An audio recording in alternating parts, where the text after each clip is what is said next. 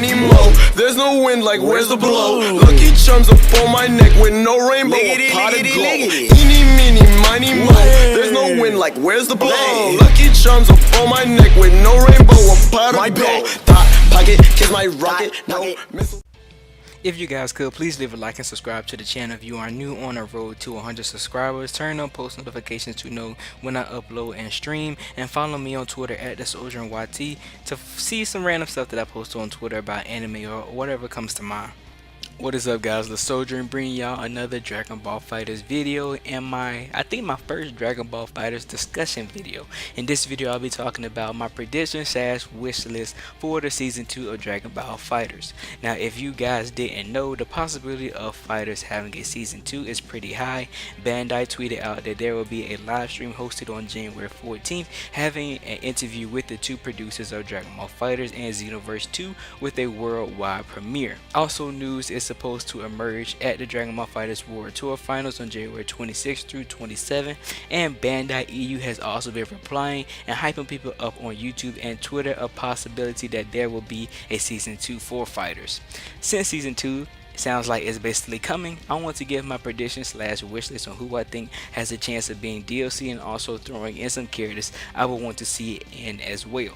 The list will consist of 8 DLC characters because as of this season we have received 8 DLC, so I presume that they will be bringing the same amount of DLC for the next season, and I also have an honorable mention on this list as well. For the first character, we're automatically going to go off hard. We're going to start with Jiren. There is no way Jiren does not make it into Dragon Ball FighterZ if we have a season 2. Other than Goku, Jiren is basically the first person that instantly comes to mind for the greatest fight scenes and overall hype for Dragon Ball Super. He is an unbeatable god who is literally the closest person to be a god of destruction in the series, and has become one of Dragon Ball's fan favorites. We all know Bandai is looking for that cash cow to bring in a bunch of money and bringing in new players to play Dragon Ball FighterZ and by buying DLC, and Jiren is definitely one of those characters.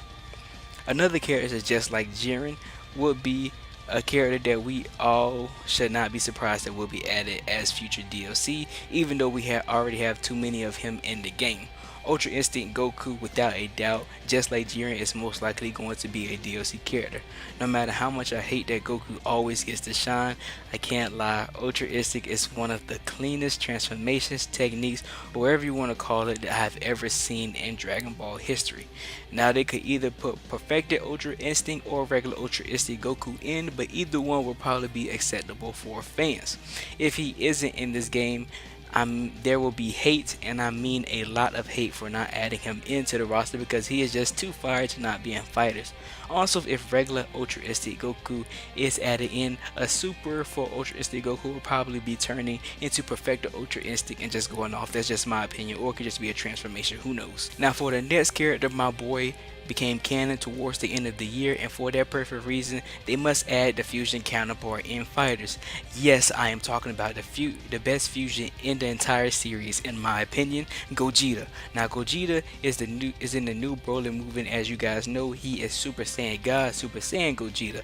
Since they add Super Saiyan God, Super Saiyan Vegeta, I'm pretty sure they're going to do the same thing if they add Gogeta into the game. Since he's in the movie, and which, by the way, he looks super clean and the movie looks super clean as well, he has also been recent DLC for Xenoverse 2.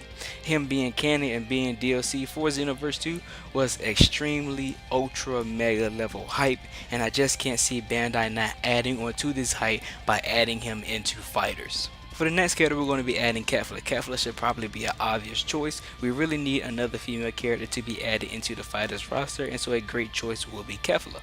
Kefla being one of the first canon female Super Saiyans and actually being the female version of Broly is automatically hype bringing towards the game. I think that she was perceived well based off her showing in Dragon Ball Super, so I feel as fans would be kind of excited for her to be added into the roster. Plus, if we're going to add Ultra Instinct Goku, we have to add Kefla so we can have the amazing final fight scene as a dramatic finish in the game. For my fifth character, we are going to be giving credit to the Grandmaster himself, Master Roshi. Hands down, Master Roshi is a GOAT. There's no arguing, Master Roshi is a GOAT. Master Roshi doesn't even have to be an amazing fighter, which he is for his age, don't get it twisted, but he is just really appreciated by the fan base, and I just can't imagine anybody being mad about him being future DLC. Master Roshi has proven time and time again that even At this old age, he still has some gas in his tank, and every time he does show off, he never disappoints. Plus, he is the creator of the Kamehameha, so how are we going to have his move in the game and not have Master Roshi? That'd just be messed up. For the sixth character, I know he really isn't a fan favorite, but I had to add him onto the list that we have Mr. Santana or Hercule. Now personally, Hercule isn't a favorite of mine, but he seems to always come up in the conversation when we have a DLC discussion. The reason for this is because the possible fun factor that he would add into fighters. In previous game, Hercule is known for using a jetpack in combat, and this could be added in for a new, never foreseen mechanic into fighters, or this could allow Hercule to have a similar movement mechanic like Zamasu. Hercule is a funny pick, but probably out of everybody on this list is probably going to be the least liked. For my next character on the list, we have Super Buu. We already have Majin Buu, we already have Kid Buu, so Super Buu should be added as well and will probably most likely be coming.